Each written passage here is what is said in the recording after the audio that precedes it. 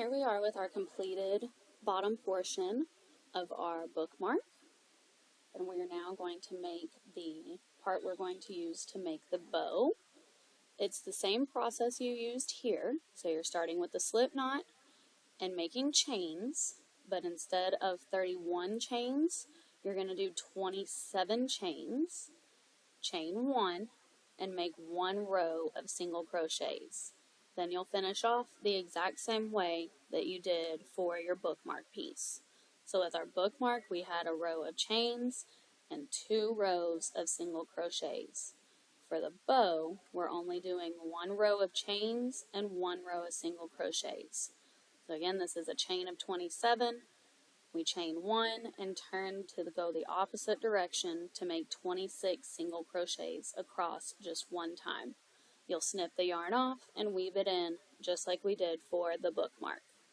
From here, we're going to take our bow piece, lay it out horizontally, and we're going to take both ends and cross them over to where you end up with this shape. You'll be able to adjust the length of the tails in a minute. From here you have 2 choices. You can either let the yarn stay in this shape and push the bow down to where the bow is in the back, and you'll have something that looks along the lines of this. Or you can flip this yarn over or inside out like that and make the bow go in the front. It's completely up to you which bow you like better. You will be able to adjust the angles a little bit once we wrap the yarn around, but it's up to you if you want it to be in the front like this or if you want the bow part to be in the back. From here, I have a piece of yarn that I cut off. It is about twice the length of my bow. So I cut that off. I'm going to take my bow, cross it over, and I'm going to flip it to put the bow in the front for mine. And you're going to have to pinch it together. I'm using my ring finger and my thumb just to hold it together. From here, you want to leave a little bit of a tail so that we can use it to tie. And we're going to lay that yarn right on top and use that thumb to hold it down. We just wrap the yarn around towards the back. So it's laying on the top and I'm going towards the back 1 full time. And then I'm switching over to do the same with this yarn, but it's going underneath.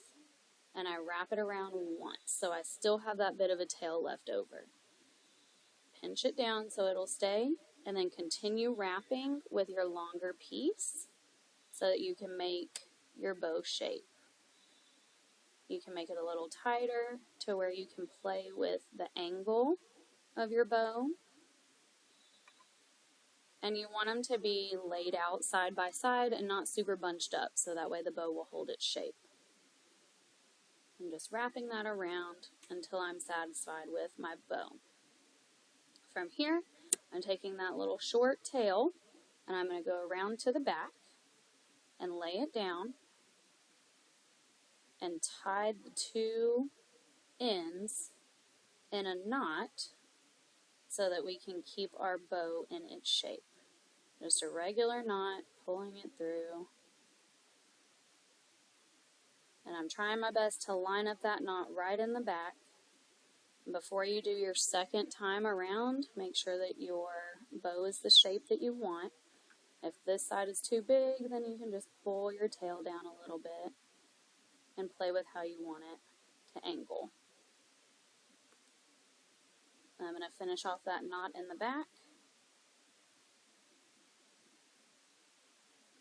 And your bow will hold its shape like this.